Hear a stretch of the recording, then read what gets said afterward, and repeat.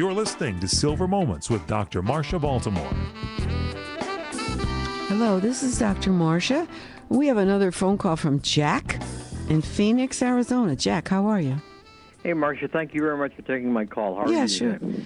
Well, I wonder what you're up to. What do you need to know, if I could help? Well, I appreciate what you're saying, because, I went through a situation where my ex-wife actually was very bad with finances. Very, very bad with finances. And so I totally understand what you're saying, but the thing that is concerning me now is I just become a senior citizen, and I got to tell you, financial planners a lot of times do not understand the financial market for senior citizens. They feel that the older people have more money than they actually do have, and actually the government makes sure you don't have that much money. And with the economy, Social Security is a laugh in many ways. Yeah. And how do you handle that? Probably get a part-time job if you need more money.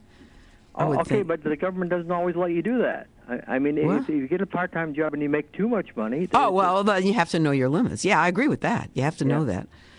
Yeah. I just think you have to know what you want, how much, and what kind of job will give it to you, and then see if that'll work for you.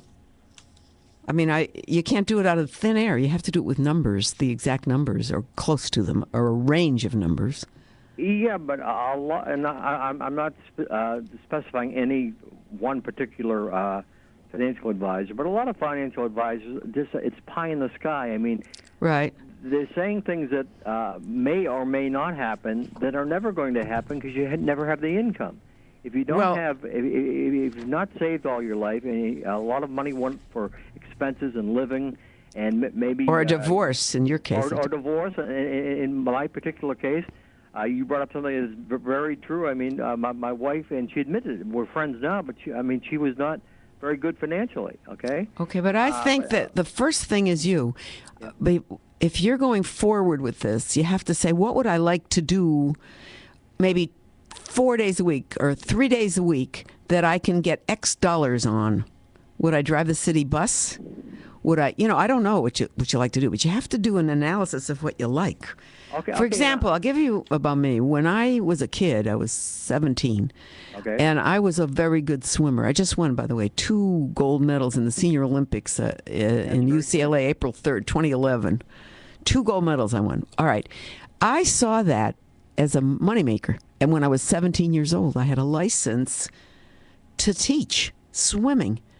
And I used to go to the camps in northeastern Pennsylvania and on the way to New York State and get a job as a swimming teacher. And I then became a swimming leader or whatever. And at one camp for the whole summer, I came home with $3,000 in 1957. My father thought I was a hooker. He said, "Where'd you get that money?" I said, "Daddy, I taught swimming." That was my hobby, and I turned it into that, and I went to the university on that money. Now, you can figure out something you like. I don't know what it is. You have to think. I know, exactly. I've been qualified in many areas, and I've had some very good jobs in my life. There you go. Unfortunately, I did not manage my money that well. All right, you don't need to manage your money. You need to get another job based on your experience. Okay, can you tell me where I'm going to get that job with today? Well, I don't know your background. You have to sit down and write your things out. No, that's not really a good answer. No? The answer should be, right now, I'm not the only one that's saying there are no jobs. There are no jobs out there. People go out. People who have much more experience than I do are having the same difficulty in the same Do you have a field. license in anything? Pardon me? Do you own a license beside driving a car? Yes, I do, yeah. So that's the license you work under. If you know that, you get the resume written, and you send the letter with the resume to 20 companies within your field of licensure, and see what happens to those letters. Are you still able to make money on that swimming profession that you had many years ago? I can make money tomorrow on that swimming training. Oh, yeah, I can do that tomorrow. Teach kids how to swim in my own backyard. Well, you'll be teaching kids how to swim, and where are you going to find people that are going to pay you to teach kids to swim with this economy right now? In Culver City, Beverly Hills, there's plenty of people with kids that have to learn to swim, because if they don't, they're going to drown. So I totally agree with that, and I think that's a very worthwhile profession. Don't get me wrong. I totally agree with you, Marcia. You're absolutely right. But at the same time, I mean, I think you're being unrealistic when you think these jobs are available and they have the budgets to pay people to do this. I really think right now, I mean, we have the United States almost went bankrupt. Right, but in Phoenix, Arizona, they're not going to let their kids in the pool if they don't know how to swim. So if I moved to Phoenix, I'd have and put a list in the paper or something, I'd be able to have a job on swimming teaching. Like I did in Culver City, like I did in Beverly Hills. You know, I did that. You put... Well, I do appreciate your time. But that was my thing. I don't know what your thing is. I mean, if guys who drive buses have to have a license for the driving, and they get a job. You probably higher level than that, but I'm just saying you use that license. I've been in the communications field all my life. Oh, I see. And there are, in many ways, the jobs in this field have certainly completely dried up. And it's not just me saying that.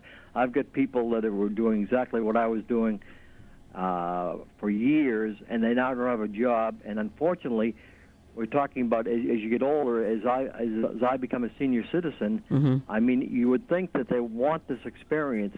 They don't want the experience. What they want is a lower salary. I see, to pay a lower salary. To be able to pay a younger person. Uh-huh. Well, I don't know how to solve that problem, but the one way you could do it is probably... There's a council that we have on this program once in a while. I don't have the number. You listen for a couple of times, and they'll give you the aging council. Write them a letter and see what they can help you with. I don't have it in my hand, but it's on this program eventually. Thank you for calling. Sorry I couldn't help you.